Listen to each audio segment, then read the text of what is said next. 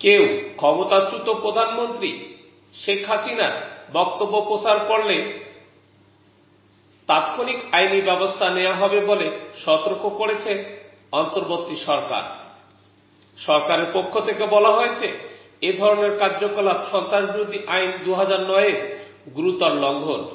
শুক্রবার 22 আগস্ট অন্তর্বর্তী সরকারের প্রেস উইং এক বিবৃতিতে এই সতর্কবার্তা জানিয়েছে। বিবৃতিতে বলা হয়, বাংলাদেশের টেলিভিশন, সংবাদ এবং অনলাইন আউটলেটগুলোতে ফৌজদারি অপরাধে দণ্ডিত অপরাধী এবং গণহত্যা ও মানবতা বিরোধী অপরাধের অভিযুক্ত পলাতক আসামি শেখ হাসিনার অডিও প্রচার এবং প্রচার 2009 সালের সন্ত্রাসবিরোধী আইনের গুরুতর লঙ্ঘন। তাছাড়া গত বছরের ডিসেম্বরে আন্তর্জাতিক অপরাধ ট্রাইব্যুনাল সাবেক স্বৈরশাসকের ঘৃণামূলক বক্তব্য প্রচার নিষিদ্ধ করেছে। বিবৃতিতে বলা হয়, আমরা দুঃখের সঙ্গে লক্ষ্য করছি কিছু গণমাধ্যম বৃহস্পতিবার আইন ও আদালতের নির্দেশ উপেক্ষা করে ক্ষমতাচ্যুত স্বৈরশাসকের একটি ভাষণ প্রচার করেছে, যেখানে তিনি মিথ্যা ও উস্কানিমূলক বক্তব্য দিয়েছেন। আমরা এ ধরনের অপরাধমূলক প্রচারকর্মে জড়িত গণমাধ্যমের কর্মকর্তাদের সতর্ক করছি এবং দৃঢ়ভাবে জানাচ্ছি, শেখ হাসিনার বক্তব্য কেউ ভবিষ্যতে প্রকাশ করলে তাৎক্ষণিক আইনি ব্যবস্থা নেওয়া হবে।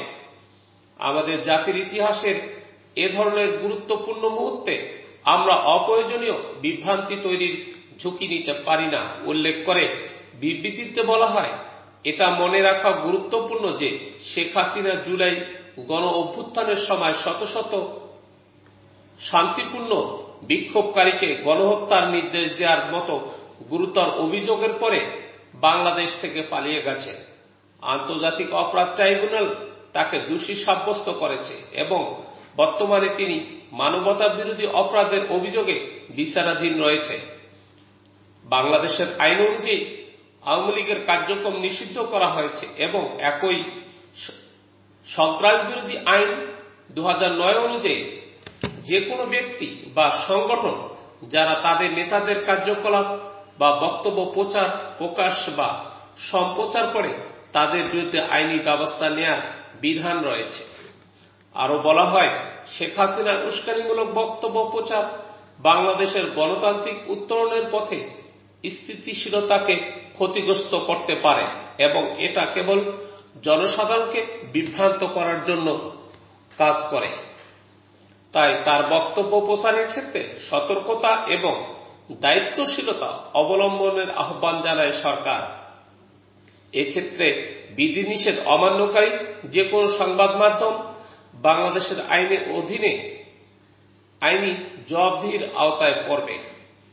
অধ্যাপক ডক্টর মোহাম্মদ ইউনূসের নেতৃত্বে অন্তর্বর্তীকালীন সরকার ন্যায় বিচার, জবাবদিহি এবং গণতান্ত্রিক অখণ্ডতার উপর ভিত্তি করে বাংলাদেশকে ভবিষ্যতের দিকে পরিচালিত করার জন্য কাজ করছে এবং জনগণ প্রথমবারের মতো সত্যিকার অর্থে অবাধ ও সুষ্ঠু নির্বাচনের জন্য প্রস্তুতি নিচ্ছে বলেও উল্লেখ করা হয় বিবৃতিতে।